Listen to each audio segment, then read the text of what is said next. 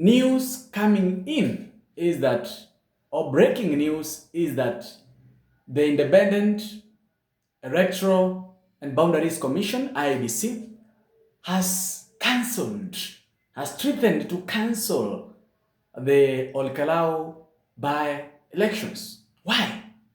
Because as the government sensed defeat, why are they cancelling? Why? Is Methu anawapeleka mbio? We don't know. Why? At this time. Because if we read the reasons why they have given that will determine the closure and cancel of the Olkalau parliamentary by-elections, these all reasons are being done by the UDA candidate, Mchina. One, I want to read the report from the IEBC, the full report.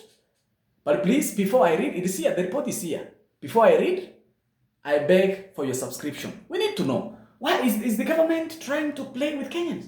Because the DCP candidate, Sami, has been doing a very great, decent campaigns. The issue just started the other day when the government sent its machinery to bribe, for the bribery. IEBC has been very silent on that. People are being given things from the government. IEBC has been very silent on that. So why is it that now they want to close and to cancel this or to postpone? Actually, they are saying they will postpone or cancel altogether. Why? Because the government has sensed defeat, and the government will never like to be ashamed. As we told you, Olkalau is not impaired. And by the way, people of Olkalau nyinyi pia si watu wazuri. Yaani nyinyi mko aje? Mnaenda mnapewa kazi alafu mnapeleka kwa DCP. Surely, mnaenda mnapewa 1,000 alafu mnaipelekea Sami. Yule mtu nyinyi pia si watu wazuri. Hiyo ni madharau ya aina gani? Yaani, you know, the people of Olkalau, they have decided. Walai wanaenda wanapanga line wanapewa 1,000 kwa serikali. Alafu hiyo 1,000 wanaenda wanachangia yule Sami wa DCP. Nyinyi si watu wazuri. Hiyo ni madharau ya aina gani? Yaani mmesema kwamba mtakula lakini mnajua mahali mnataga mayai. Kuku itakula kijiji mzima lakini inajua mahali inataga mayai. I wish we had a Methu kutoka kitambo. Tungekuwa tumepita hii mtihani ya uchaguzi kila wakati. So I want to read what IEBC have given out. There is IEBC inasema hivi. IEBC puts Olkalau by-election on notice over growing reports of election misconduct. Now, who is misconducting? It is the Mchina, the government, yule ambaye ametolewa na serikali. Because he's doing everything, he's trying to do everything possible to make sure he takes the seat, which is very wrong. The government, IEBC has been very silent on that. For the privately, he has never talked about it. Okay, let's continue. The Independent Electoral and Boundaries Commission, IEBC, has warned that the upcoming Olkalau by-election could be postponed or even cancelled if the security situation and the conduct of the campaigns do not improve before polling day. Remember, the elections will be held on 16th of July. That is next week. By the way, next week, part 1. Next week, part 1. That is when they'll be held. Actually, next week, not even next week, part 1. It's just next week. Today is on 9th. Tomorrow, Friday, is on 10th. So I guess it will be on Thursday, Friday. Okay? They continue saying, the announcement comes just days before voters are expected to head to the polls.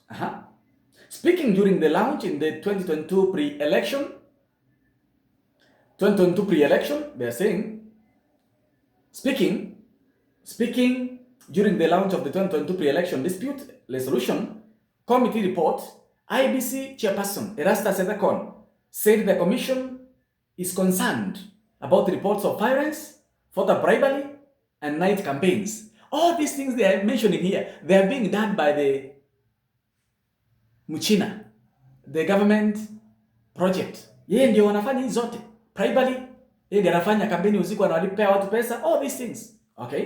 They continue saying, he said such incidents could affect the ability of the commission.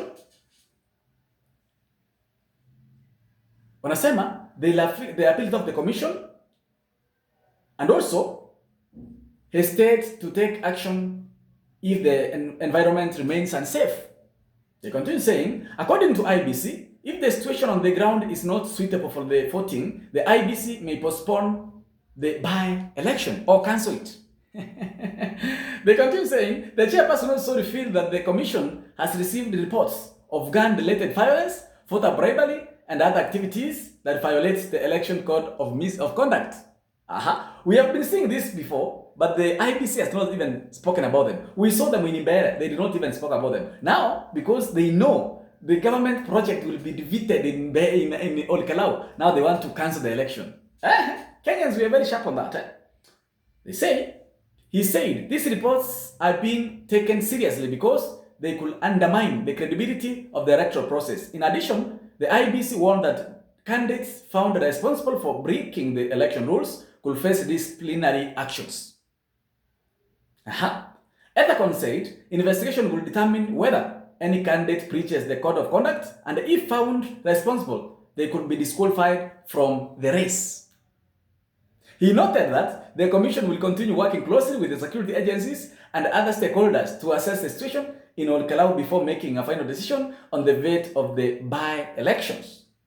The warning comes as a political campaign intensified in the constituency, with both opposition and the government-backed candidates seeking support from voters. Hizi ni ujinga stories za japa. We all know the government project will be defeated very early in the morning. So I guess the government has communicated with IBC to make sure, kutoa aibu, they cancel the elections. We are seeing them. And we are looking at you. The game you want to play, Kenyans were faster and good than you. All these persons doing all these things is the government project. Make him away, do him away from the race. Because Mchina is doing all these things. Sam is doing the best thing, is doing decent campaigns. Actually, mpaka anachangiwa pesa. What is your view? Hii si mchezo ya serikali mnaona aje? What is your view?